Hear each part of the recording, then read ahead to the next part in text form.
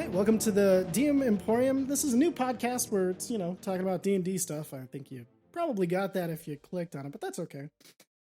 Basically, we're just going to go through all the little details and things that we love about D&D, talk about some of the stuff that we've made and that you can take and trade around. That's why it's the Emporium, take a bit, leave a bit. So we're just going to go through kind of some fun stuff, but let's go and introduce ourselves. My name is aaaand. I've been DMing for over 6 years now. Oh, geez. That was a 1 through 20 campaign, so many one-offs, a whole bunch of different things. Only really DM'd a couple of games, mainly 5e is what this podcast is going to be about. But I have played other things. Oh man, what was the one that was called? Not Pedal. I played Pedal Paladins. That's a one shot, like a one sheet where it's like literally the rules are on one sheet. And then Glitter Hearts. Glitter Hearts is this cool magical girl game, but I ran it like Power Rangers, and it was really fun. But we're gonna go into a few different things. But alongside me is go and introduce yourself. I am Alex Root. I've been DMing for, I just did the quick math, 13 years, I think. And I've never successfully completed a 1 to 20 campaign, though it is a deep, deep desire to do so. Unfortunately, I have problems committing and a very active imagination. So about 6 levels in, I'll get bored and decide, well, that's been fun. Let's do something else. I've run plenty of D&D from 3.5 to Pathfinder. Skipped 4th edition. I played 4th edition. That was a good idea. That's what I've heard. So that's kind of why I did that. Did 5th edition. I've done some percentile systems, all of the Fantasy Flight Warhammer, some Zweihander. Color, we can't play that anymore because that guy turned out to be just a piece of shit. Yeah. We'll take the system, leave the douchebag. Exactly. I mean, we already bought it, so. Yeah, right. I mean, I built an entire campaign world for the last 3 years around that system. I just can't put it down now. That's fair. But yeah, so I've rolled some dice once or twice. Just a few times. Yeah. Cool. So yeah, that's kind of us. Hopefully just casual vibe. But one of the things that we're going to do is kind of break it up into sections so you can skip around and listen to the parts you want and skip the parts you don't. Although I would recommend listening to all of it just because I like the sound of my own voice. There are heroes whose tales have yet to be told. Maybe they can find a home in your game or played by you. The Character Adoption Agency for PC and NPC seekers. Doesn't that sound great? You like my dad doing that? Yeah, no, it was kicking ass. Kind of him to do that for us. Yeah, if you guys want his services for your own podcast, yes, he is available to do voice work. gshuntaudio.com. For the Character Adoption Agency, it's a simple idea.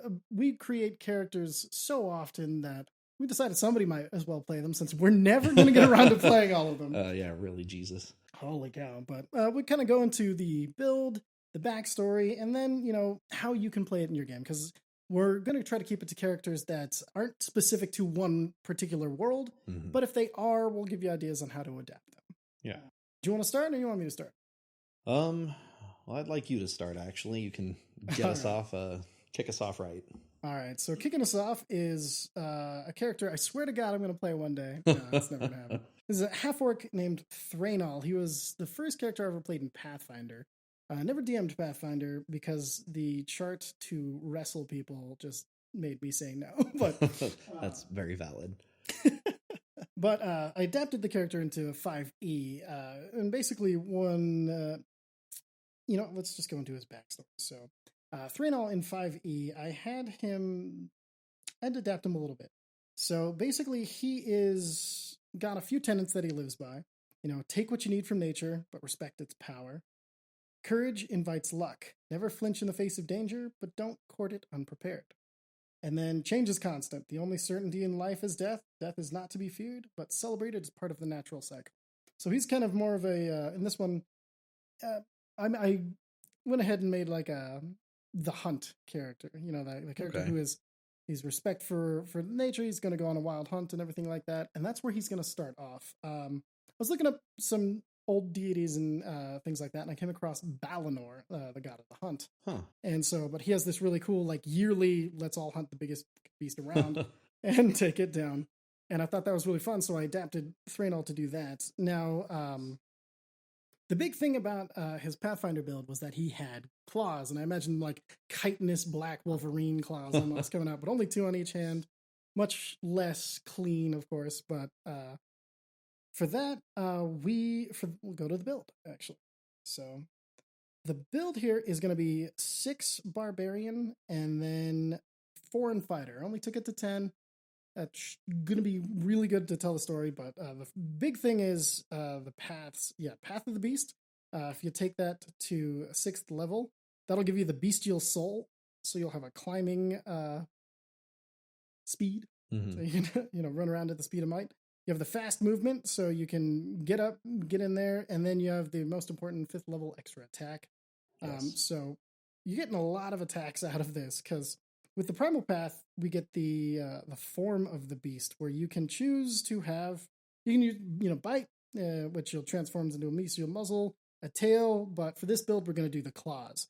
Now, each claw, you can't, carry a weapon or anything like that, but you can use them as weapons, and they count as weapons, which is important because that means you can use them in your offhand attack, because, it has to be a weapon.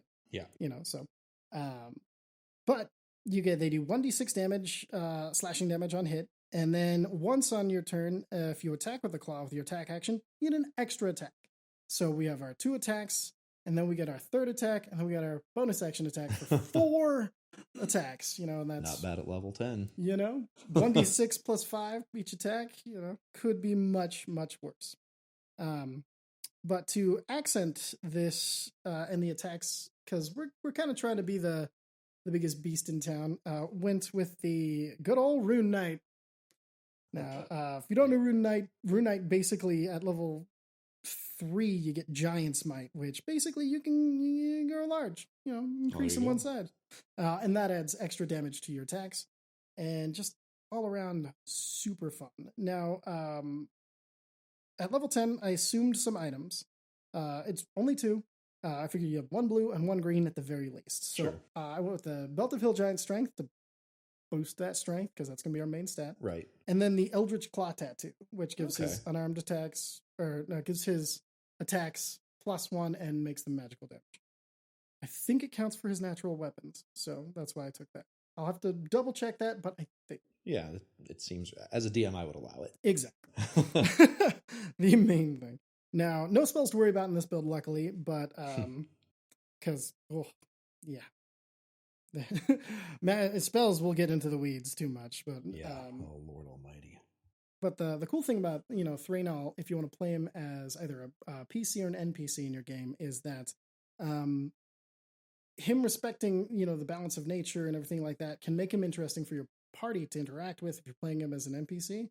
Like they have to act properly, so he can, and if they do mess with him, depending on what level you introduce him at, he could be a problem for the party, or he can be a really nice ally for you to play for a little while, or he can just be the guy who introduces the hunt. He could be that character you use to bring that Brotherhood of Balinar into your own game. For thematic skills, I gave him animal handling, athletics, intimidation, nature, of course, perception, and survival. So all the things that you'd expect from a great hunter who is not a ranger. Yeah, I was going to say, it sounds like he'd make a really great ranger. In fact, probably better than half the ranger builds that are running around out there. I think so too. Just a depressing state of the meta it is. I believe in the Swarm Master Ranger, but go Gloomstalker or go home. That's my opinion. Well, listen, you're only going for a few levels anyway, so you might as well, get what you can. Yeah. Before you dip fighter and become a real threat. Or rogue, depending. But one of the things I added for flavor was that he's proficient with a horn. So I imagine him having this big hunting horn, sort of type thing. I was very concerned for a moment. I was like, well, he's already using claws. Where's he getting the horns from, man? Had me going. All right. You know what they call... Never mind. Sir? And then I give him Smith's tools, because there wasn't a lot of good options. Why not Leatherworker's tools? Wasn't it good? It wasn't one that came up in the backgrounds. Okay. So I went with Outlander. So that way he can wander into any campaign. You can just, and it had a lot of the other stuff that was really good for him. Now, as far as like kind of how he looks, he is 7'2", still a medium creature, but big ass. Right. He's got gold eyes. Is one of the things because I like to give like at least one striking feature. And other than this, he's kind of more of a standard looking orc. Green skin, black hair, weighs like 275 pounds. He's a big fella. He's a big fella. And one of the things Big Fly gave him was he's slow to trust. Okay. Anything that's, whether it's other, tribes, societies, literally anybody. So, as a player character, you can, I would recommend it if you're playing him as a PC and you're the one playing him, make it a reward moment. Don't make it a punishment moment. So don't use it to not trust people, don't tear people down with it, but give them that moment of you're okay. Okay. See, that's a really good way to, use features like that. And I think we can go into that in the other section. Yeah. But so those are kind of like his defining traits, kind of the build if you want to use him. And I will include the link to his D&D Beyond down in the doobly-doo. Oh, that's smart. As they say. Maybe I can hop on your profile and use your D&D Beyond to make some of my mistakes. I've spent in, frankly, unresponsible amount of money on that, so we might as well both use it. Sure. But that's the character I brought. So like I said, useful for any hunts or any, that type of character if you're a DM. And then if you're a player character and you want to play somebody who is, he has noble ideals, but they're not noble in the aspect of nobility. He's not cultured, but he believes strongly. And once you get his trust, it'll be there forever. As far as voice goes, I know everybody's going to use their own voice, but I imagine with those big, chomper teeth, I heard that Thrainhall speaks like this. He's got kind of that roughness to him, but when you get the "you're okay," kind of feels better. And yeah, I do stick my jaw all the way out for that, for those of you who can't see it. So what did you bring? Oh, geez. Well, how do I follow that? All right, so I brought, and I've just tacked a name onto them, and that's probably something I'm going to do for all of my characters, because feel free to rename them as appropriate for the game world and the culture that, the character's from, because I recognize that in a lot of settings there are very different cultures that have very different naming conventions. Yeah, see, that's very nice of you. You have to play mine exactly the way I... No, I'm just kidding. Yeah, that's a great way to tell them, though. Yeah, adaptability, this is what it's all about. Yeah. All right, so his name is Ozias. He is a reborn lineage, marine background. His classes are Armorer Artificer 3 and Order of the Scribes Wizards 7. We're just going to go up to 10, like Ty did. So the backstory to this guy is that he is from insert appropriate country from whatever setting you're playing in that likes to do magical experiments, likes their fighters to be able to cast spells, but also is in need of a, decently strong military force. You're thinking like, is it Guild from Ravnica sort of thing? Yeah. Cool. Yes, he's his inspirations come from more modern themes. No, that's fair. But I won't go into those for fear of tainting the character. Okay. So obviously with Artificer and Wizard, his most important ability score is going to be Intelligence, because that's going to govern both of his spell lists. Yep. It also will apply to his attack rolls. Yep. Because really when you're... Artificer's awesome. Yeah, if you're doing the Armorer, there's no reason to, if you're, multi-classing with Wizard, there's no reason not to just use the Thunder Gauntlets.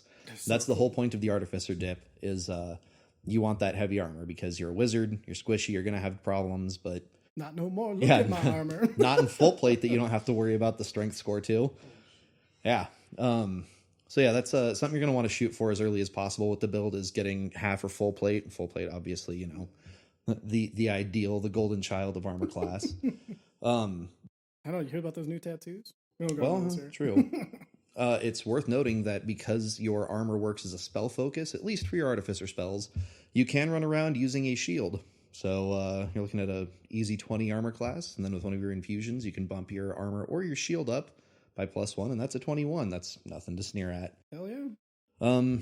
So the reason I went Order of the Scribe Wizard instead of some of the more interesting subclasses like the Divination or Chronology Wizard or anything like that. The Chronology, I'm obsessed with that. I know everyone is. They're great. Of course, Scribes I'm also obsessed with. So why Scribe? Sorry, I derailed you there. No, you're fine. So the reason that I went Scribe is I want him to have combat versatility. Like the whole point of this character is he is a soldier. The Marine background, it's either on boats or on flying boats, airships, that sort of thing. Even Spelljammers could be appropriate, though. Might do a different background for those. But that's the whole point. Is he is a Marine on a ship. He is a weapon.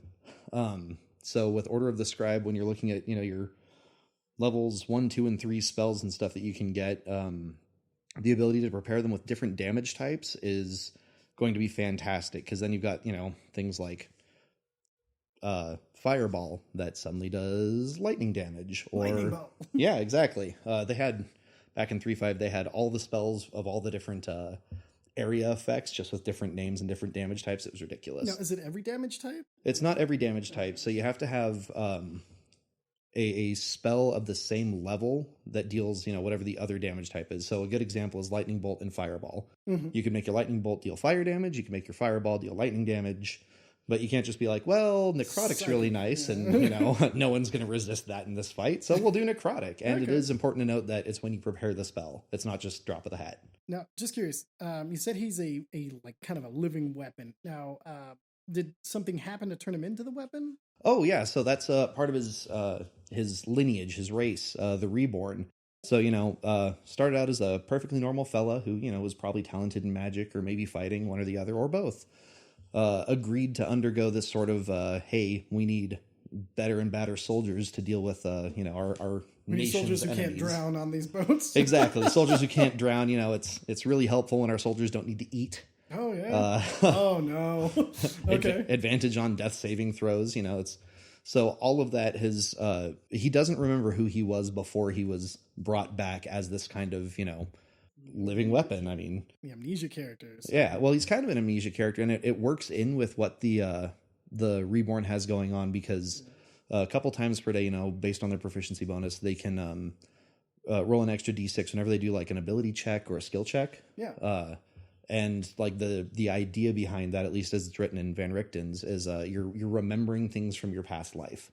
Now, when if you were playing this character, would you have like a list of things that you do, or would you just use that opportunity and let it tell the story? I would leave it open, and then whenever it seems like it's going to be, going to help my story and also the party's story move along in a particular direction, then I might drop in, oh yeah, I remember that, something about that, strange, yeah, triangle-shaped platinum coins. I visited a country like that before, something like that, Okay, yeah, that's cool. Yeah, because then you're not shoehorning yourself into, oh, well, it doesn't apply to my very specific ideas that I had for a backstory, so womp womp. The old, very specific, probably never going to get used backstories. Exactly. That's something I'm very guilty of, and I'm trying to, as I continue to develop as a player and a DM, be a little bit more open and receptive about, because, it makes it easier for everyone if you can just slip your character in instead of expecting the story to just form around what you've built. That's the one thing with either of these characters is, like, yours is built really nicely to fulfill into a slot and also evolve into what the party needs them to be, while also being flavorful along the way, which I really like. It's funny because Thranol's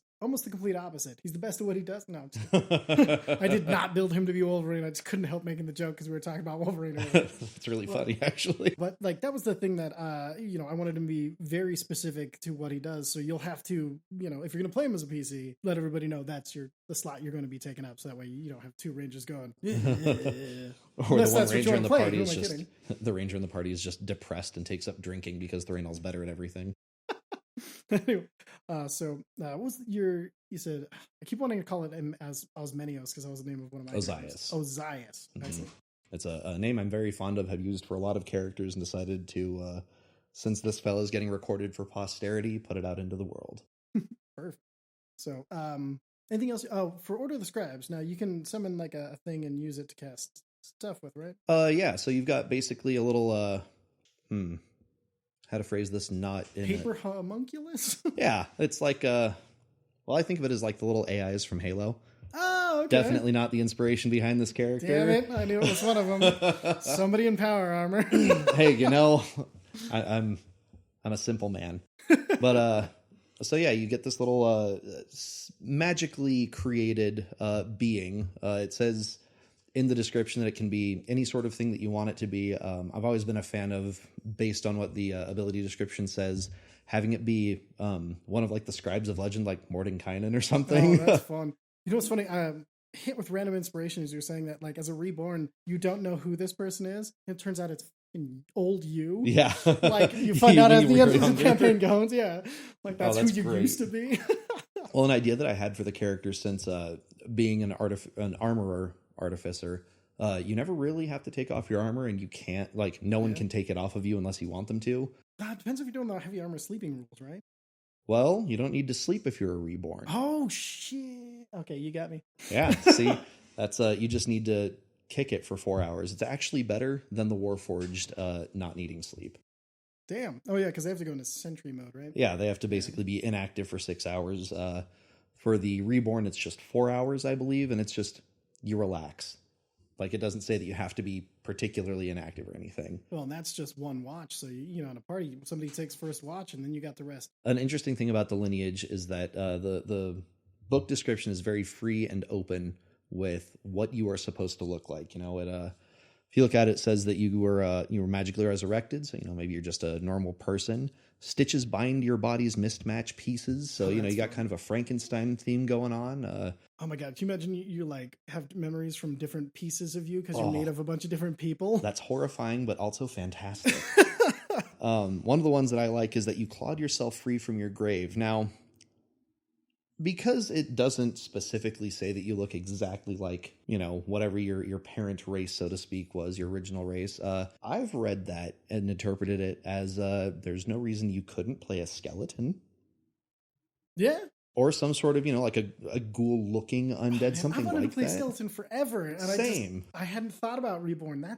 I actually, the first then your time I helm read covers it. your full exactly. face. So no one knows that you're this undead guy until, you know, halfway through the campaign, finally you take your helmet off because, you know, you've just finished some epic battle or something, and everyone sees that you know, they've been walking around with osmosis bones there. Oh, new terrible name for a character I'm never going to play. But, yeah, it's you know, just could add a little bit of interesting depth to the characters if you wanted to, you know, have one of those gotcha moments where it doesn't really affect the campaign so much as much as it does just provide a really interesting interaction. I gotta say, as a DM, just the introduction of a character like this, the idea of using like an evil empire that is literally they're not waiting for you to die. You come in and they process you to become this thing. I mean, that's so useful to a DM, whether you're using him as an NPC or a PC, especially if it's a PC. So I'm going to have to run this character for you at some point. All right, I can do it. Now I'm all interested in this thing because, you know, you got me. As far as mechanically, I mean, you know, we kind of went over the level 3 spells, or at least, you know, the two big ones that everyone loves, Lightning Bolt and Fireball. It's worth noting that level 2 spells, you get access to Shadow Blade, which is necrotic damage, and I think it's necrotic. It might be force. I think it's let me double check. Last time I was just looking at it, and then I plumb forgot. It's funny because I was looking at it is psychic damage. Ooh, even better. Psychic damage, which, you know, next to no one and their barbarian. Don't resist. Mess with your barbarian friends. And then you can do things like replacing the acid damage of Melf's acid arrow or the fire damage of Scorching Ray, and suddenly you're kicking out psychic damage with those. So you don't have to get up close and personal. So all your cantrips can basically be whatever you can cast. No, not cantrips. It has to be leveled spells. Which is cool, I guess. I get it. No, having free access to any damage type, because it would be any damage type, really. Darn near. I mean, yeah, the wombo combo I'd go for is you know, trying to figure out a way to get Eldritch Blast somehow, you know, whether it's the magic initiate feat or something, and then all of a sudden you're just kicking out force damage however you want to. Yeah, that's pretty good. I like that. Well, damn. Those two great characters. I feel like they're great. I'm not going to downplay it. I don't need to. But two great characters to get you all kicked off. I'll include both links to both characters down below. And you know what? We'll consider answering questions next time. Because absolutely. You know, episode 1 was, you know, is anybody going to read this? All right. So this next section, it kind of leads really nicely into we're going to tell you kind of the way we do things in the way we play. The way we play. All right, so this time on the way we play, we're going to discuss the stick and the carrot.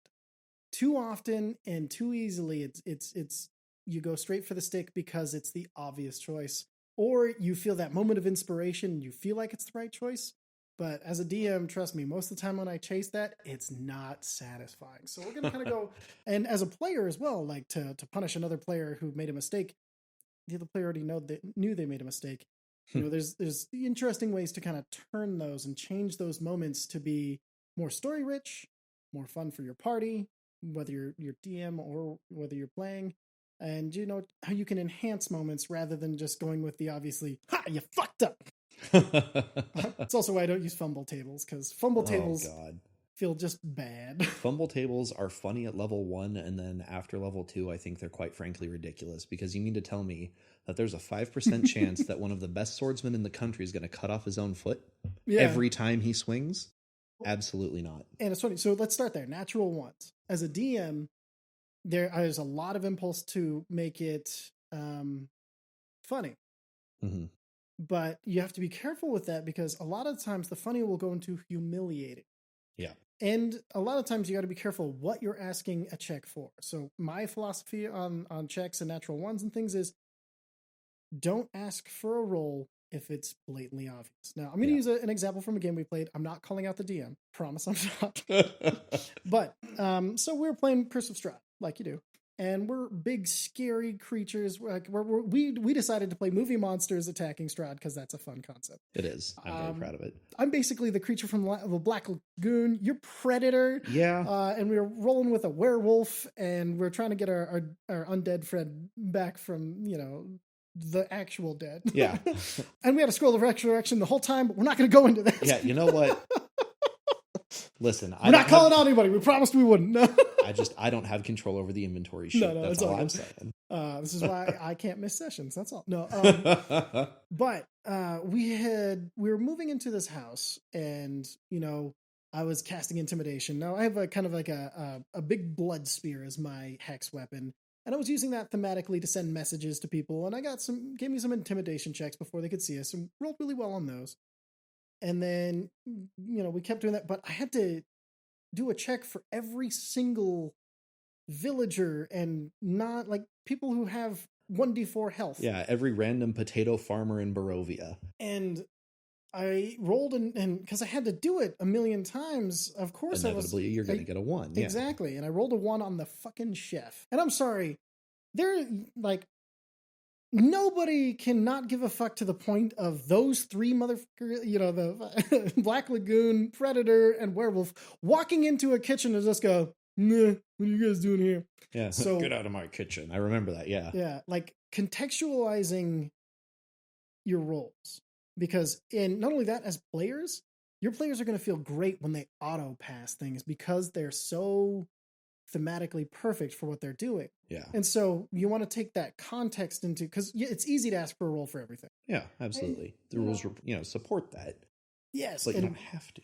And it's fun to roll dice. We all know that, but you got to keep it contextual. Any villager, you see a freaking monster coming their way, you can have them auto run away, or just be like, or ask them, please don't kill me. And then you give your characters a chance to interact to show them that you're not monsters. You can add another layer there. It's just, if it's an over reliance on dice at that point, because you abdicate responsibility for what happens when you have people roll dice, and you want the dice to add to the story, not tell the entirety of the story. Yeah. At that point, when you start getting that over reliance on dice, and this can be something that we touch on occasionally or come back to as a whole theme, but it takes D&D and turns it from a role playing game into a board game.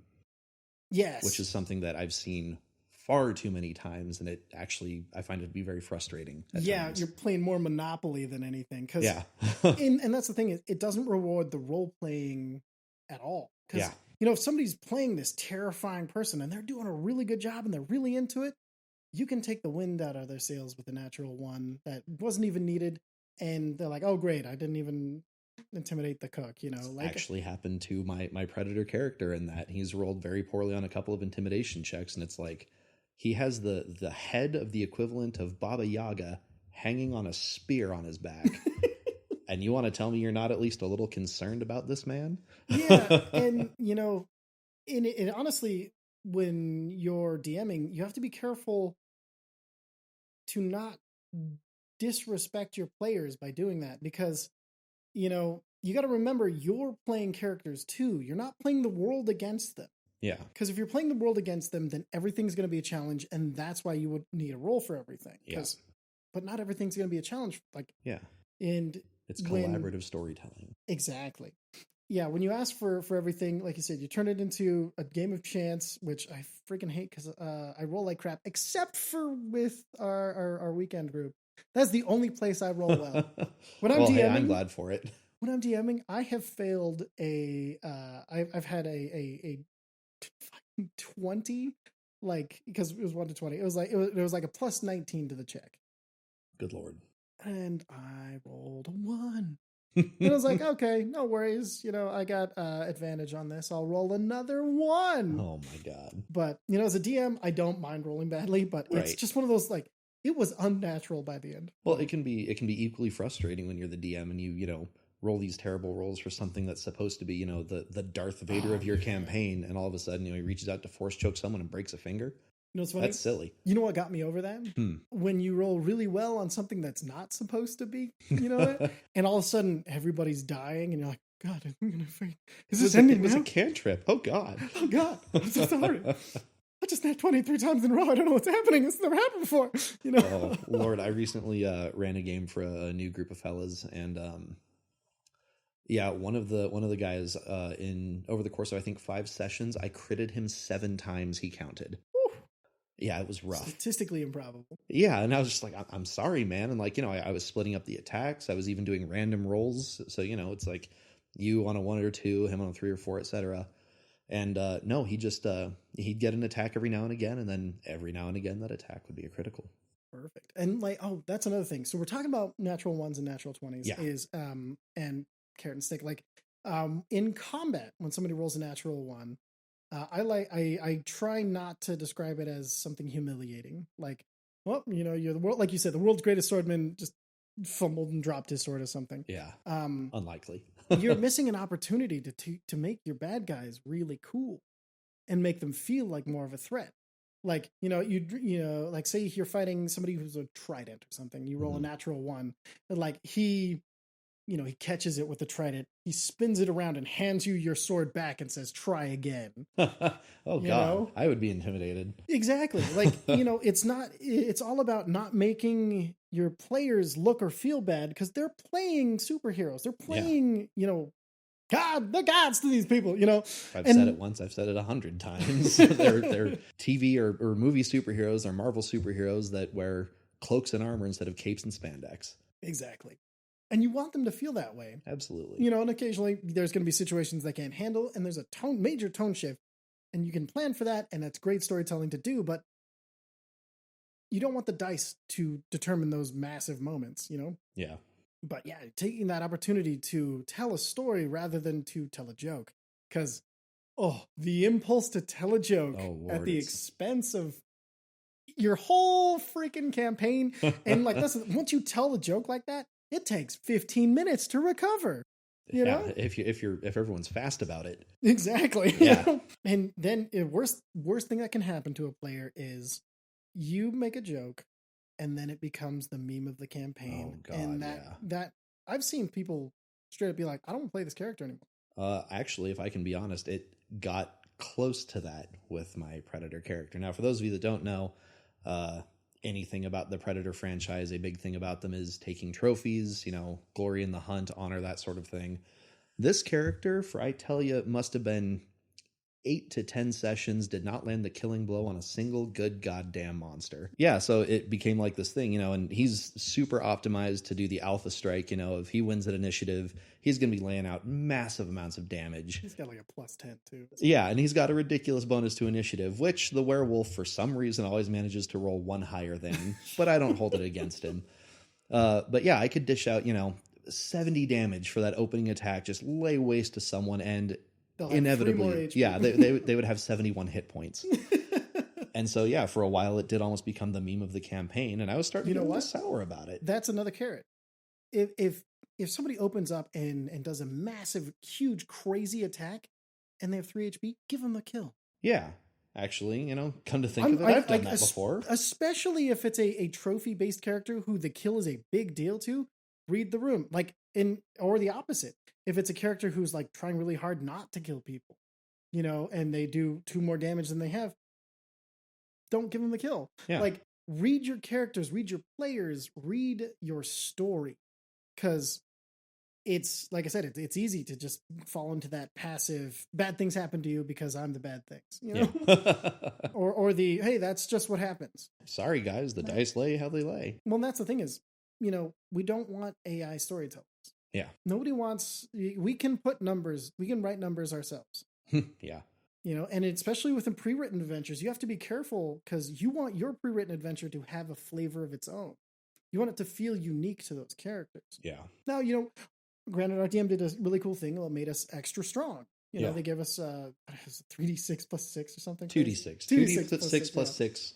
I don't think we rerolled 1s and 2s, but it's before you came along to this group. That was an old way of doing ability score specifically for Pathfinder because Pathfinder's punishing. Yes. It can be at low levels. Yeah. Ripping pepperonis, Kuroda. Kuroda King.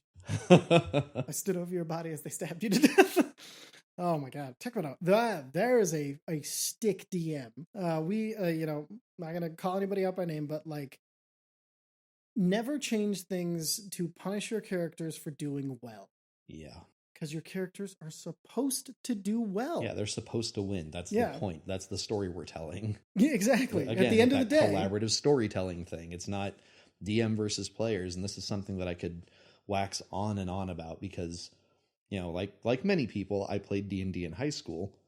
And in high school, from the other stories I've heard and from my own experiences, that's really where you start to get the trends and the habits of antagonistic DMing come from. Yep.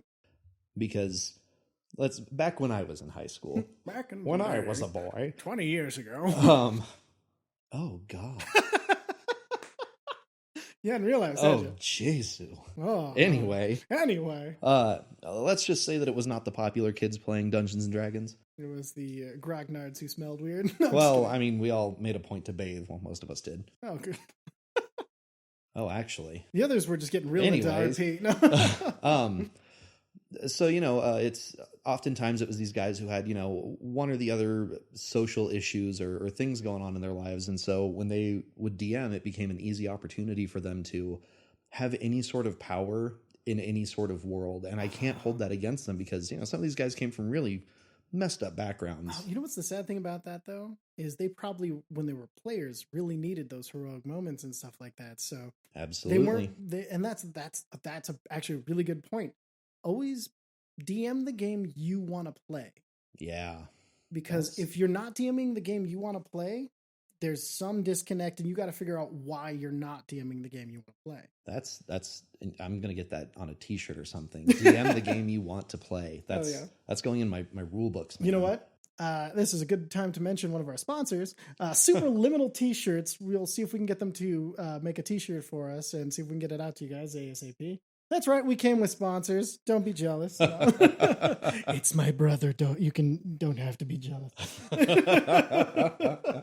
But no, that's a really good point. But going back to like the antagonistic DMing, you know, that's something that I can talk forever about because instead of, you know, coming together and having this group where you are all telling the same story, it ends up being, you know, 2 or 3 players are trying to tell whatever the D&D story is that they came to show up for. The DM is trying to kill everyone, and one player is trying their damnedest to fight God and beat the DM at his own game, which you'll always lose at. Mm-hmm. Exactly. And you know, man. And then you always have, in those types of games, in my experience, you always have that one character who's just trying to stay alive. Yeah. Like, I'm going to just try, and they build characters to be flavorful. In that kind of game, there's no room for flavorful characters. No. That's why I don't like to run games that way, because I want that juicy flavor. That game style, like I'm thinking about it, and like the more we talk about this, the more it's kind of getting my brain going. Yeah. That style of DMing is what generates rules lawyers. Because in my experience, in it's the game that defense. in the group that I played in, there were 2 really big rules lawyers who were really kind of dicks about it. I was one of them. No. Yeah, and it came out of defensive necessity. Yeah. When it was like, no, DM, you can't just do that to us. The rules have something for this. You know what? And that's actually one thing that I really liked in the campaign that I ran, I should say. I really encouraged my players to call me when they thought I got the rules wrong, because I wanted it to be a conversation about the rules, or if I had a reason that the rules weren't working like that way, so it didn't feel like I was just changing things to screw with them. Like, no, there's a story reason. Yeah. And that actually built trust between me and my players. They knew that if I was running some nonsense, they're like, hey, that doesn't work that way. I'm like, I know. Trust me, there's a reason. And, whether it was an altered stat block, whether it was something that I had changed, because we got to change some stuff, especially all the way 1 through 20. You want to keep it fresh and fun. Absolutely. But the final boss fight was a really good example because it took them 3 full sessions. Good God almighty. And 12 hours of just pure combat. But the field and objectives kept changing a little bit, and like the big bad, could do things. And by that point, I built to the trust where I could build an entirely unfair, broken, I knew they could handle it, bad guy.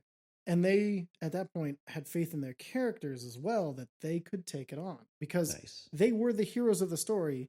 They felt like the heroes of the story. They saw it as a challenge rather than he's just trying to screw us. Right. And that's I think the place you want to get to is you want your party to trust you, that you're going to take care of them through this journey, and that you're going to throw hard challenges at them, and they may die, but death is part of D&D, and you can always get your character resurrected. I always made sure when my characters died after the session, I'd be like, hey, you want to keep playing this character? Perfect. So here are some things, that I'm going to drop to kind of bring you back or whatever. And there's different things. It's really funny. One of my characters, I told him they're going to bring you back, but because of the way I had done, Kenku got their curse broken and became Aarakocra. Okay. I was like, you came back, you're going to be being brought back in the astral plane where the curse hasn't been broken. So you'll be a Kenku for a little bit. The player was excited. Nice. He was going to screw with everybody. And then they ended up putting his brain back into his old body and rezzing him. Lord. So he didn't get to be a Kenku, and he was all disappointed. It was great. Jeez. You reminded me of something when you were talking about, the rules. Kind of in the way we play theme, keeping on theme with this section. Somebody's got to. Well, it's something that we've talked about before, not on this podcast, obviously, since this is episode 1. But, when you might have made a mistake in the rules or something, because, Lord, it happens to me all the time. I've been playing D&D for longer than I've had hair down there. But hell of a phrase. But it's easy to overlook something or forget a rule, especially if it's something weird and niche that you haven't come up with. And I think it's something that we both do where, if you make a mistake like that and a player goes, hey, then, you look at him and go, okay, we're going to rule it this way, but then I'm going to double check that rule, and going forward, we'll do it correctly. Yes. That's such an important thing to do, kind of the yes and with both DMing and playing. Yes. Because if you break the session, I know we've discussed beating this horse, breaking the session so that everyone can pore over the rule books for a 3-sentence phrase. Why are we here? Yeah. Are we here to read rule books, or are we here to play a game? Yeah. And then, or if they make a really good point, be like, that's a good point. I'm going to run it your way, and then I'm going to double check it later. So and it also creates an atmosphere of collaboration. Because as much as we say collaborative storytelling, if you don't create the atmosphere for it, you're not going to get it. Yeah, absolutely. Because that, as a DM, that's your job, kind of is to set atmosphere, and that's why I say to add the flavor, and instead of the punishment, will enhance your atmosphere rather than diminish it. Because every time you get diminished for a natural 1, now you're just dreading natural 1s, and it just doesn't. It feels bad, man. But if you roll a natural 1, you're like, ooh, what's this fucker gonna do to me? What happened? You get a little spike of interest on, ooh, how is the bad guy going to be better now? Mm-hmm. Yeah. Also, you know what? And an interesting thing, the one-off that you ran.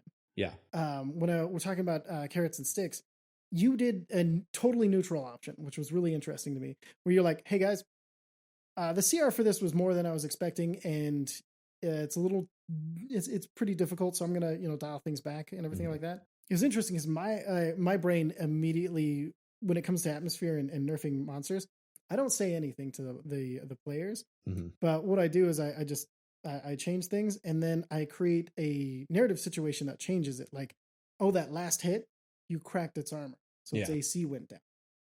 in that one-off, the minute that I said, you guys can't win this fight. And I remember the way I said it, because I looked at the stat block, looked at its damage that it was kicking out. Oh, yeah. It was killing one person per turn and had over 200 health. We were fucked for the record. I definitely threw him something a little spicier than they should have had. And I looked at the page and I looked at everyone at the table and I said, you can't win this fight. And it wasn't a boast or anything. I actually felt really bad because that's not what I wanted to run. Yeah. And I instantly regretted saying that because, like Ty just said, I should have just in my head, dropped 100 hit points, kicked off a few D6s of damage, and then all of a sudden, once you dropped 100 hit points, we had that thing dead in 2 turns. Yeah, because I was thinking about, we had every character was capable of rezzing somebody, and as long as it didn't do total kill damage, I think we could have done a dance with it, or we could have done the. Granted, it was a one-off, so you had to.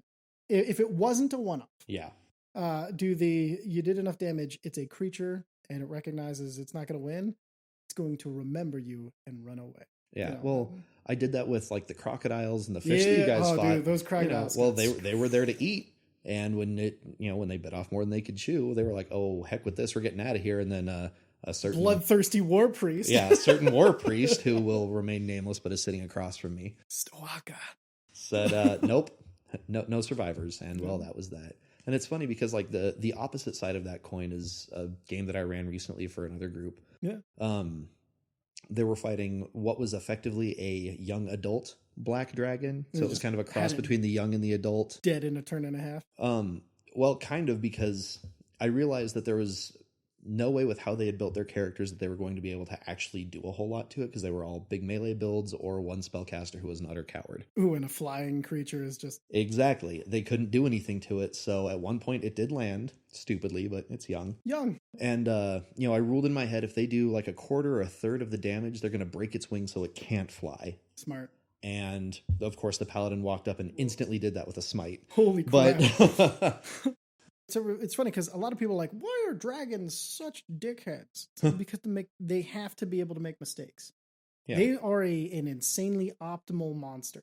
Yeah. To both run, to kill, to do all these things. So they have to have a major weakness, in their personality and their pride. Believing to your last breath that you're going to win the fight is an amazing weakness. Yeah, and it's honestly the only one that they have. Because if you play a dragon who is as intelligent as they are supposed to be, but also reasonable, God help your campaign world, let alone your party. That's why your party should never attack good dragons. That's just a note for everybody. Yeah. All right, that's a little bit about the way we play. Let's go ahead and move on here. Not getting everything you want out of your character? The Better Build Bureau can help fix that. BBB, your guide to min-max mayhem. Welcome to the Better Builds Bureau. This is where we're going to help take your character. Maybe you have a DM who's just trying to kill you. Well, we're going to teach you how to fight back in nasty style. So, do you want to start since I started the other one, or you got somebody ready? I don't think I have one ready. I have a very generic archetype that I feel has been used, reused, and just sloppily put away wet by the internet, and that's the Gloomstalker assassin build. Everyone knows that one, so I don't think I have anything original for today. Okay, no problem. I'm gonna go with one that it abuses the mobile feat like nothing else. So I like that. What I did is I made starting out, you want to take Protector Azamar. So Protector Azamar gives you all sorts of cool things. Main thing you want right now is your healing hands and the Radiant Soul. So at 3rd level, you give yourself, for a minute, wings and a flying speed. Oh, and each of your attacks do extra radiant damage, which will be equal to your level. And that's when you deal damage to it with an attack or a spell. So those are important. Yes. So I took the build. This one's a little bit higher build because I built it for a game that's coming up. It's a level 16. Ooh. First things first. It's gonna sound silly. You want to start with Wizard. Okay. Yeah, I know, right? Well, why do I need mobile from Wizard? So, if you don't know them, so first things first, you get your first couple levels. Spellcasting, I'm going to leave up to you, but I'll recommend a few essential spells and things like that as we go. But Arcane Tradition at 2nd spell, you want to take Blade Song. That's right, the old Blade Singing Wizard pop up, all of your goodness. As you go up, at 4th level, take your ability score improvement, just drop it all into intelligence. You want to max out your intelligence first thing off. This is all based off of standard array, by the way. Yeah. In which we're always going to try to build on standard array, but the main thing here is you want your int as high as you can. Naturally. Right. And then your next ability improvement, you want to take mobile. That'll add 10 feet to your movement. And you can, when you use the dash action, difficult terrain doesn't cost you extra movement. And here's the big thing. When you make a melee attack against a creature, you do not provoke opportunity attacks from that creature for the rest of the turn, whether you hit or not. I think I see where this is going. Yeah, you do. Then, after that, take Warcaster. But the cool things in between, you're going to get your extra attack because you're a Blade Singer. You're going to get your Song of Defense, so you can direct your magic to absorb while your Blade Song is active. You can use your reaction to expend 1 spell slot to reduce damage to you by the equal to 5 times the spell slots. And at this point, you're going to have, you're a 10th level Blade Singer, you're going to have access to 5th level spells. That's 25 damage just off the top. Well, there you go.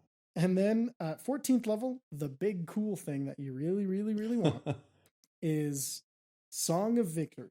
You can add your intelligence modifier, which at this point will be +5, to the damage of your melee weapons while your blade song is active.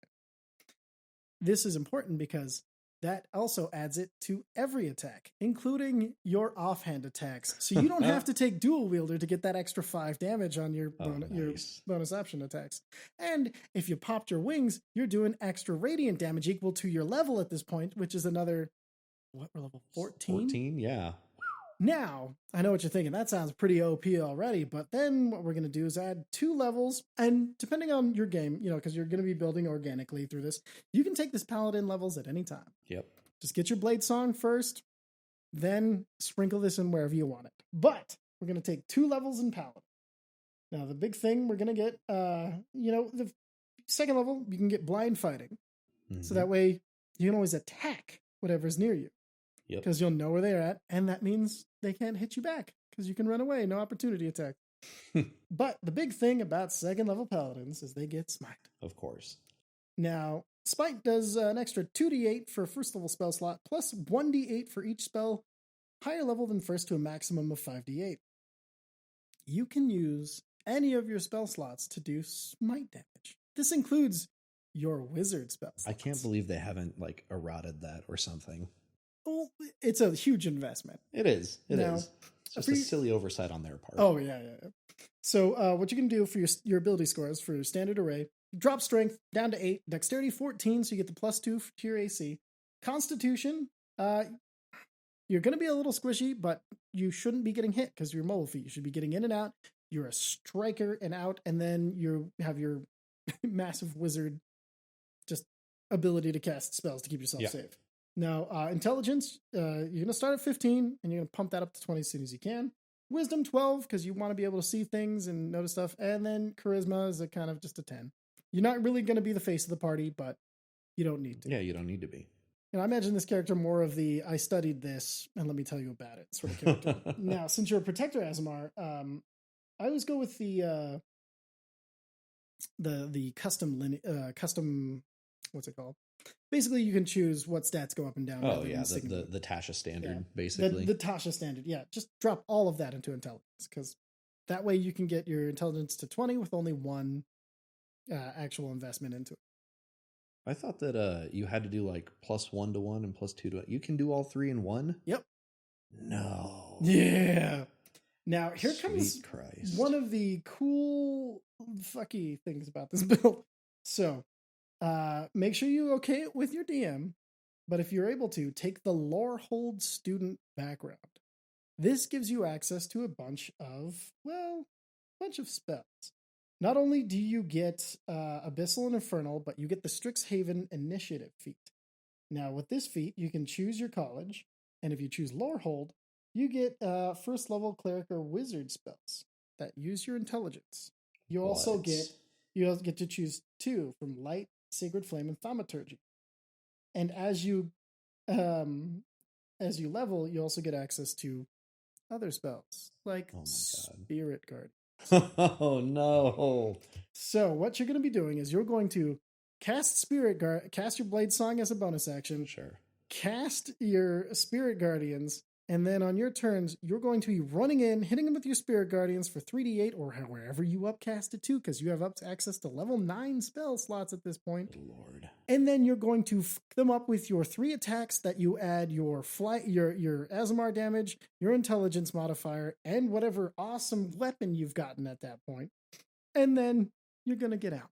Well, it's funny on, your first round, you use the action and bonus action to pop those things, and then you can just use movement to go get into it with the Spirit Guardians. Exactly. Oh my God. Yeah, you're doing damage the entire time. And that's what this is optimized for, is to do damage. And then outside of combat, you can have a bunch of ritual spells depending on what you choose. And then, at 16, I do have some recommendations if your DM is one who lets you recommend items, which I like to do because, if somebody's build is entirely dependent on an item, I want to come up with an awesome quest for them to find that item. Yeah, absolutely. If I'm playing a Jedi, boy howdy, I'd be real sad if I didn't get a sun sword by the exactly, end of the game. But one big one is the barrier tattoo. Now, you're probably only going to get rare, but that gives you 15 plus your dex mod, so that gives you a 17 AC. Then you Blade Song to add 5 to that, and you have a 23 AC. Pretty crazy. It requires attunement, which it's totally worth. In my opinion. There's another barrier tattoo above that, which gives you basically plate mail. Yeah, it's plate armor. But you're probably not going to get a DM that cool.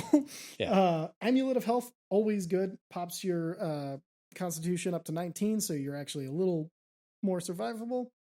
And then, basic things like Cloak of Protection is never bad early levels, especially where you get a bunch of your saves. And then any level of Arcane Grimoire. Now, the Arcane Grimoire is a really cool thing. It adds bonuses to your attack rolls and your saving DCs for all of your spells, and that would include your DC for Spirit Guardians. Oh, jeez. Yeah. I do recommend fun things like Lightning Lure and this is why. Okay. Because you pull people towards you to put them into your Spirit Guardians. Now, what you can do, because you have wings and are a total dickhead, is fly over somebody, lightning lure them up into the Spirit Guardians, and then drop them back down for falling damage. Jeez. So that is my crazy build of the day. And I call it the Mavir build because I imagine it is like this scholar who's also protecting things because he's a protector Asmar. So I imagine him like part of this like ancient, the mummy.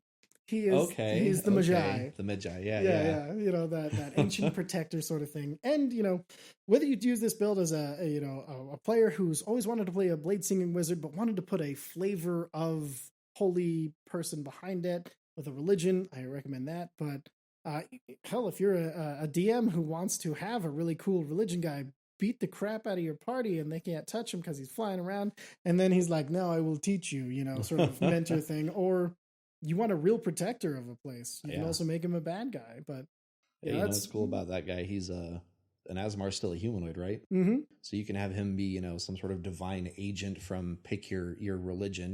The mortal step below an archangel, and he comes and messes up the party and lets them know they've done wrong. And then when they try to cast banishment on him or something because they think he's an angel, he's whoops, right back to this point. Yep. And that's the one of the cool things is, you got murder hobos or people who are just, you need them to focus. Really good pay attention character. Yeah. Because, you know what? Come to think of it, let me look it up. At his insanity, at 16th level, you have 8th level spells. That means your Spirit Guardians are doing 8d8. Wow. Holy damage passively around you. You can also have a spirit. No, he doesn't have a spiritual weapon because he's not a cleric. Sorry, but with an Arcane Grimoire +3, guess the DC on that. 21. 21 exactly. Hey. He got it. All right. Yeah, 21 save, and that is a wisdom saving throw. Good Lord. Which, not everything's very good at. Yeah. And it's a really interesting build because something that I know you can run into a lot of trouble with just as a DM who is using player character classes to, well, for villains, for stuff that your party's going to fight. There's an action economy problem a lot of the times that, even like a level 16 like that guy is going to possibly struggle against like level 10s or something. But because he relies on, or at least makes heavy use of Spirit Guardians, he really has the potential to mess up the party in a bad way really quick. Well, and like that's actually a really good point, because Spirit Guardians, remember, it's whenever you enter the Spirit Guardians or start your turn there. So he can do a flyby and hit everybody, and then you come into the dragon problem with him. You know, so that's that's my better build of the week, which is just good Lord. I'm really looking forward to playing him. That's spicy. Well, I have a buddy who's doing basically the Blood War has leaked into reality. That's such a good storyline. I'm so excited. I tried running that when I was in high school, and because my party did not, or my group did not spend all of their waking hours reading D&D lore like I did, they had no idea what was going on. And they were just like, everything's evil and we're going to die. And I was like, you're correct. One of the cool things about this, the DM, one thing he did that I really like is, again, the carrot thing is, it was originally a Saren Ray's power is waning. And they're being attacked by this demon called Olgameth. You need to go down to the Hells and deal with that. But when you take care of Olgameth, it disturbs the balance. So this is a sequel short shot, is what I would call them. It's not a full campaign, but it's you're going to be playing for a few months. Okay. Which, oh my God, I'm excited. My mythical monsters, because your world is only as good as the things trying to destroy it. Desperate to leave the salt swamp, Selazette has split her body up to attack boats on the river to claim it for her own. Selazette, once second in command to Grazd, finding many new and inventive ways to get the most entertainment out of every denizen of the Triple Realm. Her favorite was finding out how Felicag, dream steel, a metal that would meld to any thought that you had, could be used against those who sold it. Here, Grazd would permeate through his realm and turn whatever was purchased into a horror that only Grazd could imagine. Selazette enjoyed all that came with being in Grazd's favor: a palatial mansion, servants, lands, and serfs that she could use for her own entertainment. The seemingly endless entertainment kept her in favor for a great while. That was until someone found a better source of entertaining the High Lord. When Menelephus took the Neefsit estate while killing Chiron in front of his daughter, everyone expected severe consequences for the blatant, brazen attack. Grazd, however, highly enjoyed watching the fear, not only from the Neefsit, but from the lords, as he seemingly endorsed the war among them. Selazette knew that she would be safer than most for a while. Grazd soon summoned her to the Argent Palace. Getting me to bring more and more Felicag into my realm was a brilliant move. A resource with power separate from my own. One you can justify in collecting because it's in service of me. What? My lord, she exclaimed. Now what to do about your betrayal? Let me ask my new second. Menelephus, delight me with your ideas. I propose we dispose of her and the dream steel together, bind them, replace her skin, muscles, and heart with the metal. Make her stronger. Then enchant her blood to be ever burning. Her will hold her together until it breaks. If she can make her way back from the mirrored realm without a fairy before she falls into pieces. Release the enchantment. The true suffering will come from the hope that one day she may be saved. A smile crossed Grazd's face. An excellent choice. Begin burning off her skin immediately. That was a small introduction to one of the monsters I've created called Selazette. Selazette is a demon of pure molten metal. Once the right hand to Grazd in the Triple Realm. That's Grazzt if you want to look up his stat block. But she gets banished, basically, this demon, into what's called the Mirrored Realm. And if you don't know anything about the Triple Realm, I think it's 3.5 or 2nd edition. But it's basically this realm of characters. It's a realm of the abyss. But there's 3 of these planes that are kind of bound together and ruled over by Graz. Where she's being banished to is called the Mirrored Realm. Now, the Mirrored Realm is interesting, the fact that it is basically a desert, but instead of sand, it's all completely mirrored. Ugh. And the only thing that goes through it, the only defining thing in this infinity of mirrors, is a salt river. A river completely made of salt that grinds anything that falls into it into, a bloody pulp. Ugh. And so she's being banished there with the hope that if she can ever make her way back into, what was the city? Basically, there's a city in the Triple Realm. If she can make her way back to Grazd, then he'll release her from her blood being ever burning, and she'll be more powerful than ever. Luckily for her, demons are known for keeping their word. Exactly. And that's the thing, is she kind of relies on that lawful evil to keep her going. Now, what does this mean for your players? Well, that means if they find themselves in the Triple Realm and happen to, buy a boat, whether it's, a boatman, what's the Greek one? Charon or Charon. Yeah, I like the Chiron pronunciation. But Chiron, or any, demons like them to help them cross this river, they're still going to have to fight Selazat, because Selazat is looking for any way to get herself there. Now, in my game, I had her, they fought, and then she implanted herself in the subcutaneous layer of my Aarakocra, making him unable to fly, and also just carrying a molten demon with him. Ouch. Well, whether you do that in your game, that's up to you. Now, Selazat, as far as the stats go, this is a CR 19 creature, so a fucking beast. Now, AC is going to be 19 because molten metal skin. Here's the real thing. You're going to have your party, you're going to have to decide where to put this for them. She has 500 HP. Her movement, she has 40 feet of movement along the ground, or she can spread wings made of molten metal and fly 80 feet. Now, yikes. Stat block for a 19. Strength is 28, so it's a +9. Dex is 22, +6. Con, 22, +6. Int, 15, +2. Wisdom, 15, +2. Charisma, 20, +5. Now, if you want to, these are stats that are definitely an intelligent creature that can be negotiated with. So if your players get a little too screwed, they can talk their way out of it. Or, find a way around this.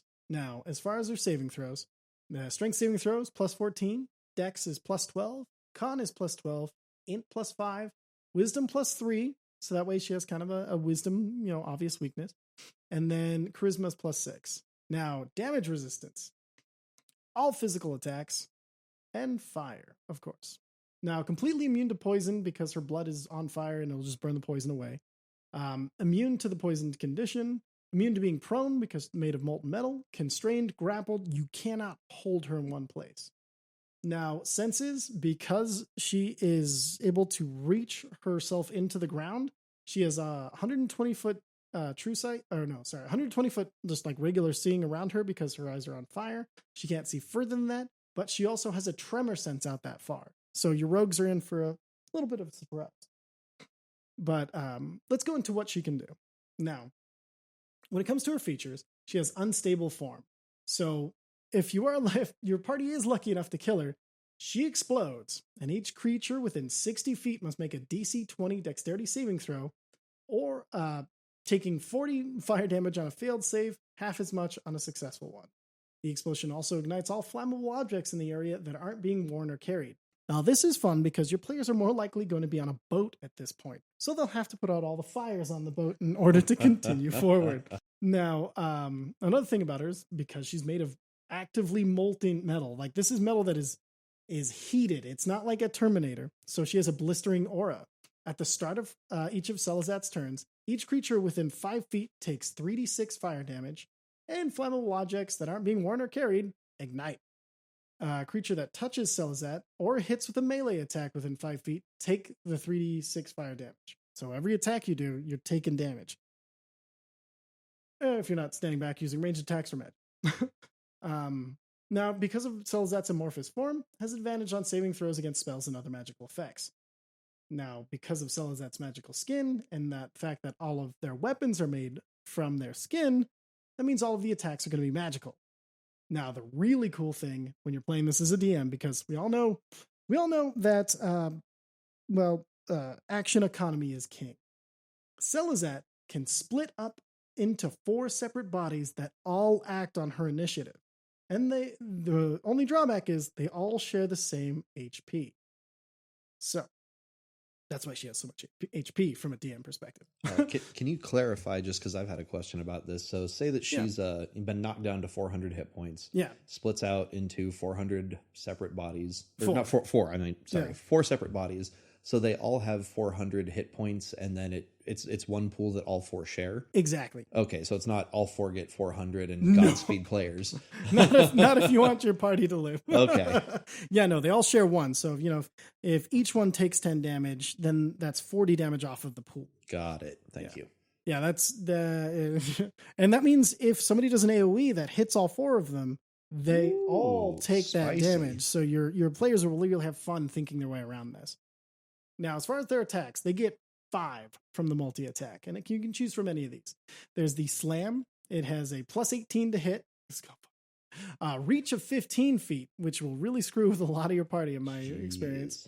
It's a 1-target attack that does 2d12 plus 8 bludgeoning damage and 2d6 fire damage, because all of the attacks are molten metal that are on fire. You can do the Skin Sword, and make sure when you're DMing this to describe how she's twisting and forming into these different weapons and, really dive into the flavor on this. You're going to have a lot of fun. So the Skin Sword, this one is another plus 18 to hit, another reach 15 feet, 1 target to hit, and that's 3d12 plus 8 slashing damage and 2d6 fire damage.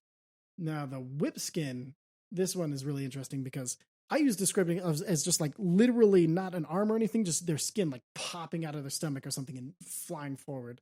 So this one is it's a plus 20 to hit, 30-foot reach. So this is how you really get your rogues and your spellcasters and stuff. Now it does 2d12 plus 8 slashing damage and 3d6 fire damage. Now the real bitch of this is target must succeed a DC 20 strength saving throw or be pulled 25 feet towards Selazat, putting them within that blistering aura. So they'll take the passive damage as well as the damage they took to get hit. And then finally, I included a nice movement feature for Selazat to kind of get her around the battlefield, where she can use her action to revert to a liquid form and then speed along the ground 90 feet to an unoccupied space. Now, if you wanted to add burrow speed to that, I would recommend a really high-level party, because I did think about that when I was making this creature.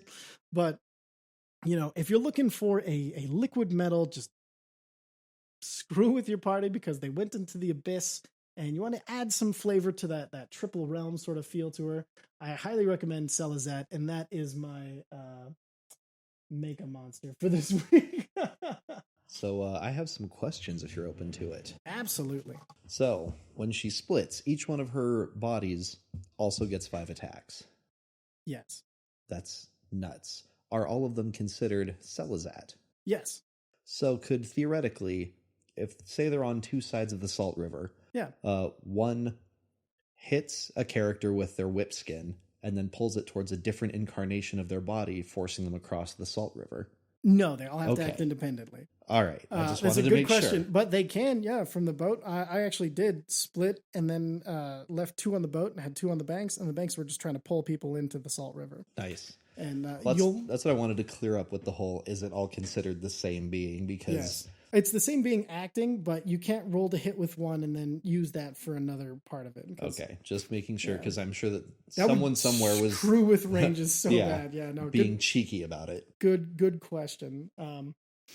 But yeah, it's one of those. I was trying to think of like a cool demon, like what makes demons cool, and it's kind of like and also what makes a fight cool. And with this one, I really like the idea of, because when they split into 4, each of them have that aura of damage around them. So it's going to be hard to get away from them, but also each of them taking individual damage can be used against them. So it's a really, you have to be smart about when to split them and things like that. And then you know, you can have one flying and another, you know, running around. And I think it's interesting that she is just classified as a fiend.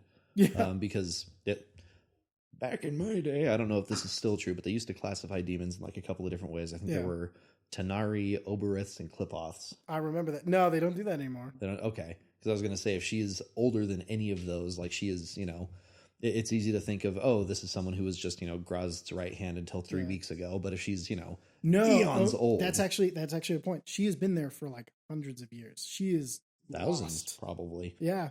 Who knows? Like time is time doesn't matter. Yeah. Well, not only that, you're in a place where time means nothing. Everything's mirrored. Like the sun is always up. Ugh. Like you can't fathom the amount of mental torture this character has gone through after being on top of the world. So yeah, you know, they're really fun to play as an NPC. And that's why one of the things I like about this monster is they're also the way they've been treated may be open to having a little kindness thrown their way and stuff like that. And like I said, you can also do interesting things because they're made of molten metal.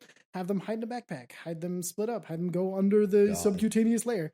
Now, what I did was another carrot situation. Is even that character had like the Selazat in there. Selazat had a vested interest in them making it to the city. So a shield would pop out made of molten metal. So they got a permanent, a temporary. Well, they had Selazat with them. +2 to their armor class because Selazat was using their shield to keep that character alive. Oh, that's pretty cool. You know, I assume that Selazat's alignment is chaotic evil, as is befitting. Evil. That's interesting for a demon since they are all chaotic evil usually. Yeah. Oh wait, no, you're right. Sorry, I was thinking something else. No, you're right. Yeah, chaotic evil. Okay, my bad. It's been a while since I've looked at Selazat anyway. That's why I brought it up a minute ago. You mentioned her relying on lawful evil, and I was just like, no, hang on a minute. Is she just? Well, she was. Well, that's the. She's insane. So insane for a demon would be order. Yeah, no, and like the idea of revenge and rebuilding and holding Graz to their word and everything is the big motivator for them. Yeah.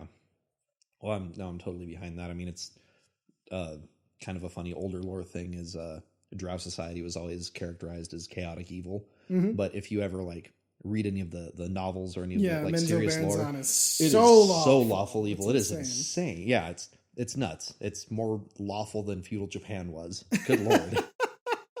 You're not wrong. Just curious, do you have any other questions about like how to run Selazat or anything that you think of that? I know it's a really high level encounter. No, it is, but yeah, honestly, while you were describing everything that it can do, I was thinking from a DM standpoint, you know, how would I use this? That's why I had questions about like, you know, using the whiplash between bodies and stuff, or whip skin, sorry. Sounds so bad. I like adding the skin. The skin just makes it sound gross, almost obscene, but not quite. But for a demon, that's appropriate. They're icky. And their skin being made of liquid metal, it's not. It doesn't have the same kind, but it's not. Gosh, yeah. I mean, it doesn't look like she has any. Well, it's not that she doesn't have weaknesses, or they, she, they. She. I guess. Well, literally, they can become they because they can split into different bodies. Fair enough. Well, I mean, you could hit with pretty much any elemental attack, so to speak. You know, with some radiant, some necrotic. Yeah. Which is interesting. Again, now I'm a little out of practice on my. What are they called? Outsider lore for demons, devils, and whatnot. Back in 3.5, I remember that they were resistant to a lot of things like, you know, lightning and stuff like that. And she is not, which I think is a really interesting thing that you can play with. Because if everyone knows that she's a demon and goes into it thinking, oh, here's what we can't use against demons, but there's all these glaring holes because she doesn't follow that rule necessarily. Oh, exactly. Because of all of her flesh and everything has been replaced by this, you know, this dream steel, this molten metal. That was one of the cool things about it is you can, while you can't make the demon assumptions, you can try to make metal assumptions like using lightning and stuff like that. So, you know, I think that's what it was interesting to me to try to basically make this not completely unreasonable, but like this, because it was the mirrored realm is boring. Okay, and I had my players going from a literal tree, like the snake trees forest. It's literally trees with all the branches are snakes, and they try to eat you and pull you in, and they can hypnotize you. It's all crazy. That I'm aware of, yes. Yeah. But then they go through the mirrored realm before they get to the big city, where there's all sorts of messed up stuff about that. But I needed the mirrored realm to be interesting, Right. and I was like, instead of trying to build a bunch of things to run into and everything, I was like, I'm gonna make one big cool One big fight. old bitch. All right. Exactly. No. So that's my mythical monster of the week. And I know you ran one recently from MCDM. Yes. You want to from talk the book, about from the the book flea Flea mortals? Mortals. All right. So this is a creature called a Lama Sombra. Such a cool name. Yeah. And the physical description is like an arachnid lizard hybrid. The picture art, is very much similar to if you've seen the old Riddick movie Pitch Black, the first of the series. It looks like the flying things from those, but if it didn't have wings. The description does, Some heavy lifting. Well, the description makes sure that that, it's not copyright infringement alien. I mean, credit where it's due. It definitely fulfills that niche and is probably now in my top 10 favorite monsters I've ever thrown against a party. Oh, yeah. So it is a medium monstrosity, but, depending on how your campaign is formatted and what's going on, I actually ran it as an aberration so that one of my characters could gain a piety increase for slaying an aberration. It's a whole thing.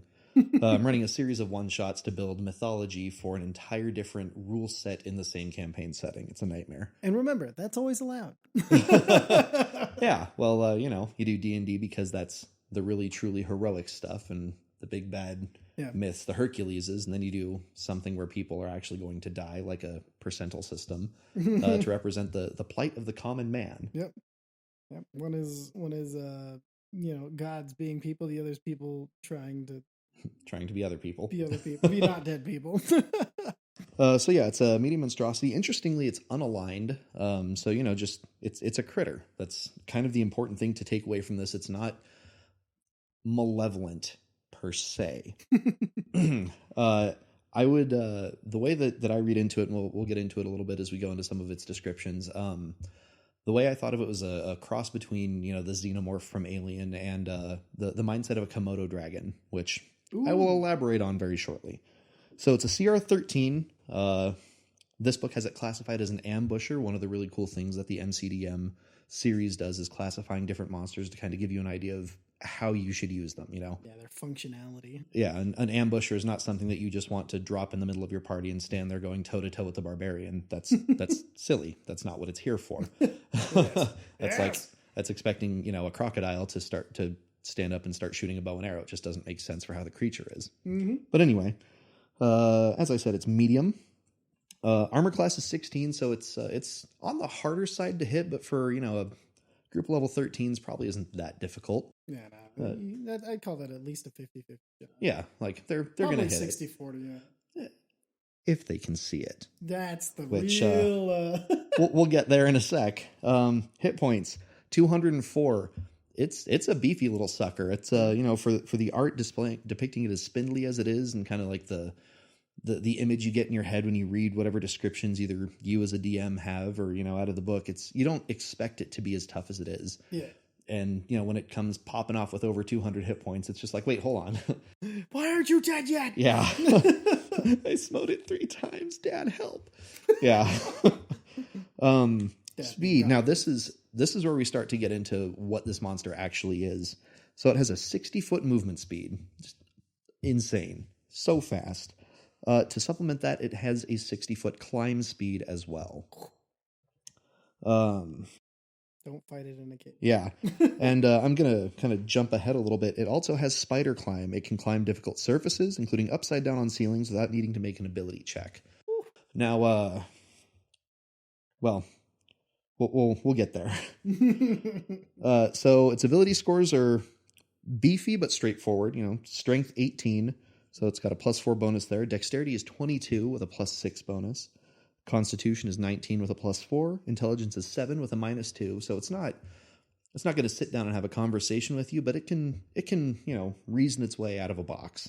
It knows when to run away, which is a huge thing Yes. with monsters. Oh, and it's going to be super important with how I'm going to recommend playing this. Its wisdom is 14, so with a +2 bonus there. And interestingly, its charisma is an 8 with a -1. Now, I assume that's to just generically offset any sort of penalty to saves. Well, also, no, I think it's also because, the way it looks and everything, it's hard for it to engage with most anything. Well, what I'm saying is I would expect it to be lower, like a 5 or a 6 or something. But, really? Okay. Just because it's a critter, it's a monster, it's an ugly critter. Even though charisma is not, as we all know, it is not a measure of physical beauty, but a force of personality. It's just, hey, I feel like it needs to be said and said again because so many people, I have an 18 in charisma, my character's hot. Okay, cool. What else is your character that gives them an 18 charisma? Well, you know how many hot people I've met who had no charisma? Seriously, yeah. Most of them. No. That's a lie. All right, so it's saving throws. Now, this book does an interesting thing where it leaves you as the DM to parse out most of the saving throws unless it's something that it's got some kind of proficiency in. Which, in this case, the Lama Sombra has proficiency, I assume, in dexterity, giving it a +11 to its dexterity saving throw. So, you're going to hit it with Fireball? No, you're not. Yeah, that nice skittery around whatever you're trying to do. That's right. Super flavorful.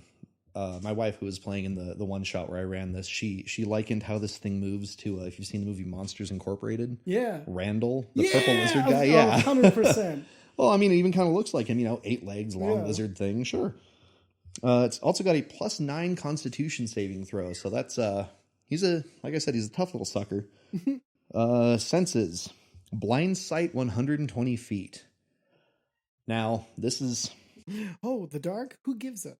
Yeah, it's interesting because it doesn't actually have dark vision. I mean, it doesn't need it.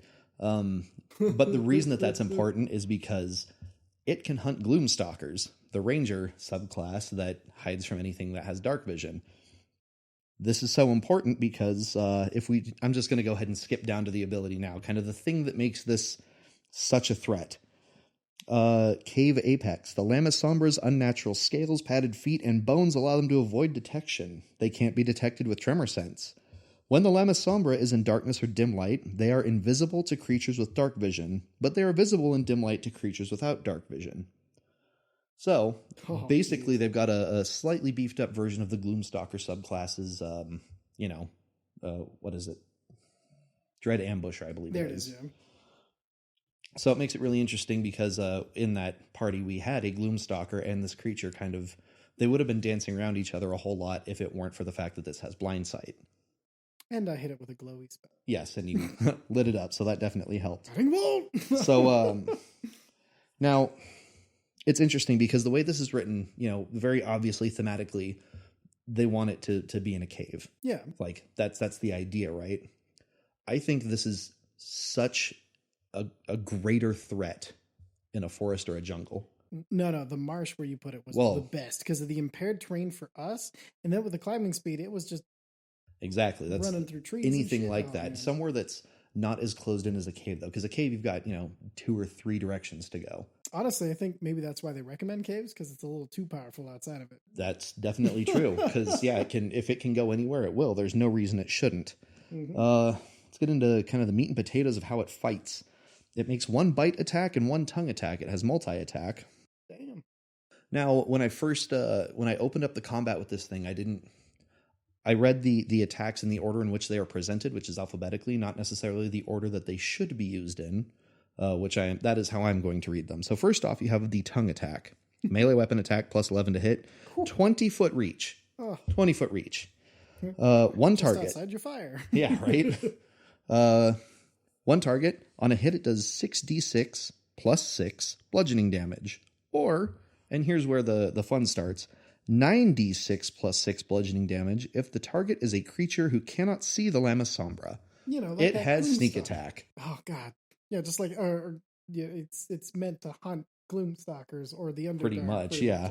If the target is large or smaller, or a large or smaller creature, they are pulled up to 15 feet in a straight line toward the Lama Sombra.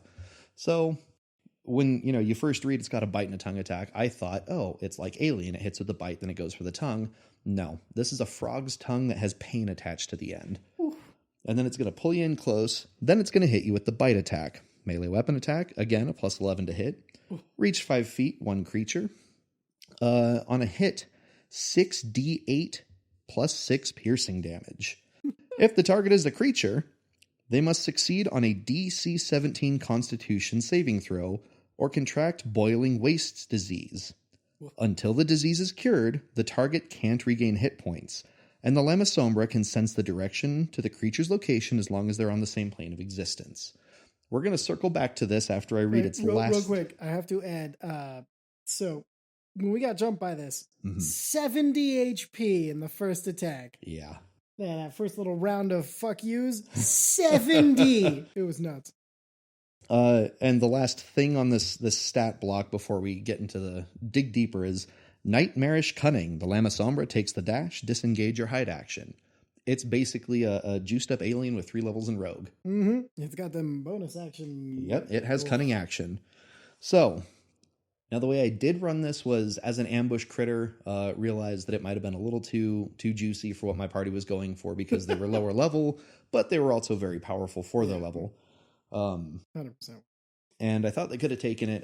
They probably could have taken a CR13 from the monster manual, but not from a publication that, quite frankly, knows what it's doing. Yeah, with, I cannot recommend them challenge rating enough. Oh yeah, they're fantastic. So now the way that I would run this is, again, as an ambush predator. Do your thing. Wait until the party's asleep or on watch, whatever. Have it attack the person on watch. Hits them with that tongue action, yanks them away from the fire, bites instantly them. kills them.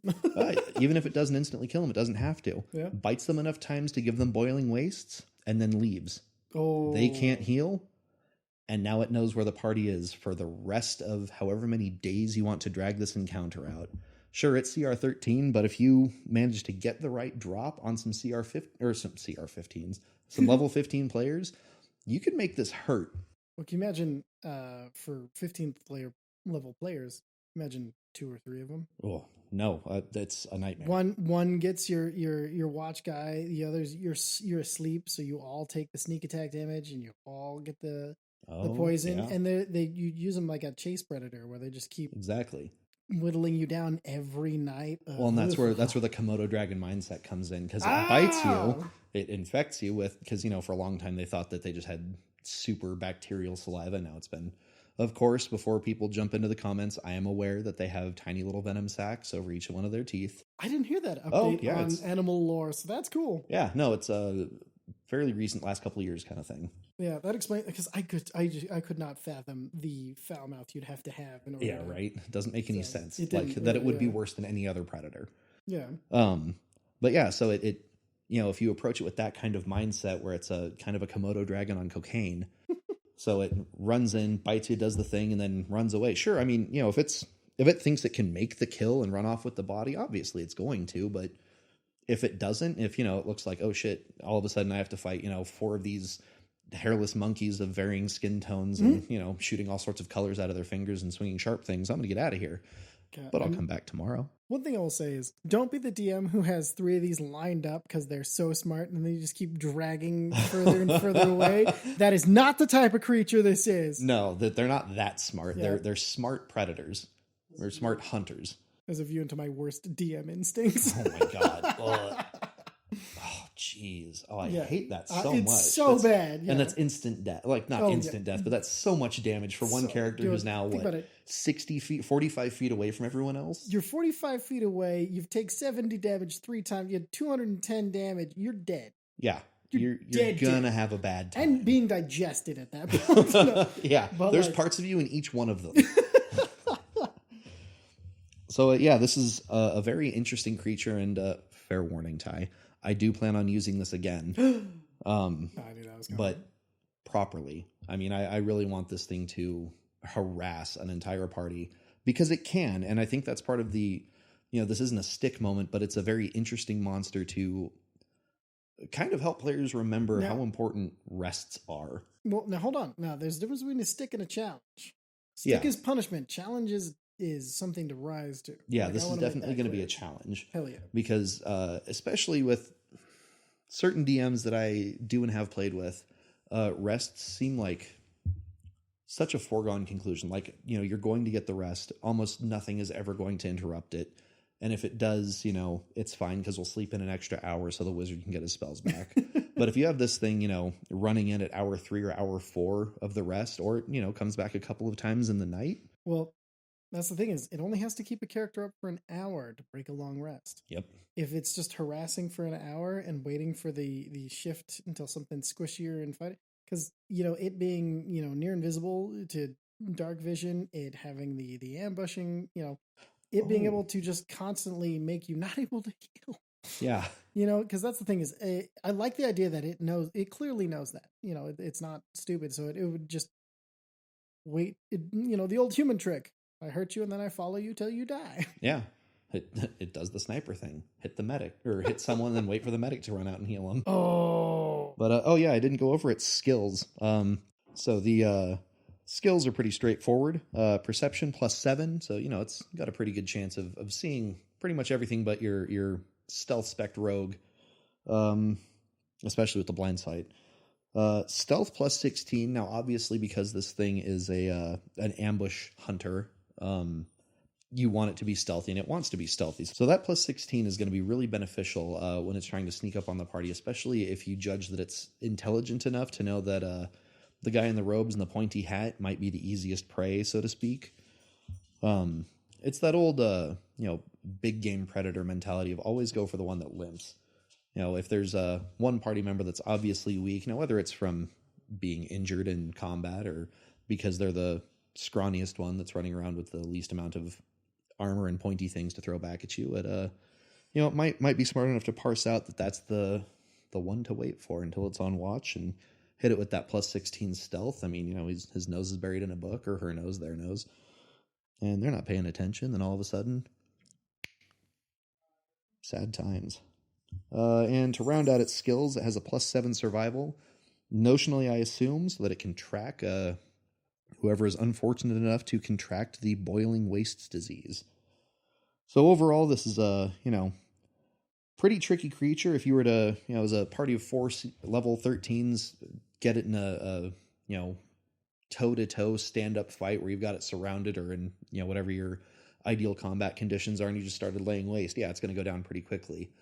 But if, you know, if it takes its time and the DM takes its time and you don't let the players get any time to themselves, this thing is going to be absolutely devastating to your party. Man, talk about a disruptor of a creature. Holy shit. Really, though. All right, cool. So those are a couple monsters that you can add to your campaigns. Now, we went high level this time, so we'll probably go lower level next time. But these are just to get, honestly, these are just monsters we were just excited for because they're so cool.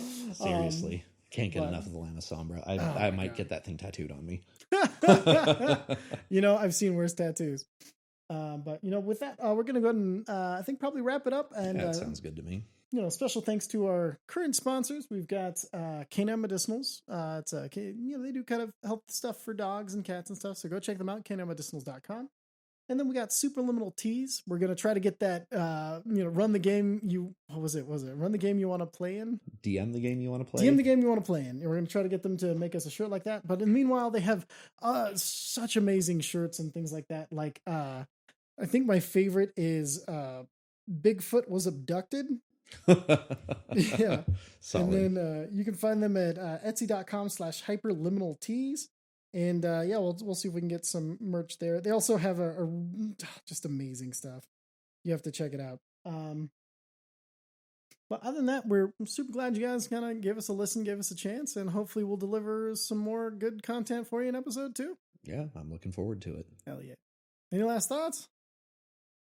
DM the game you want to play in. DM the game you want to play in! Perfect. You've been listening to the DM Emporium podcast. To support us, click the links in the description. Buy a t-shirt or join our Patreon. Join us next week for more builds, game running theory, and useful tips for any campaign.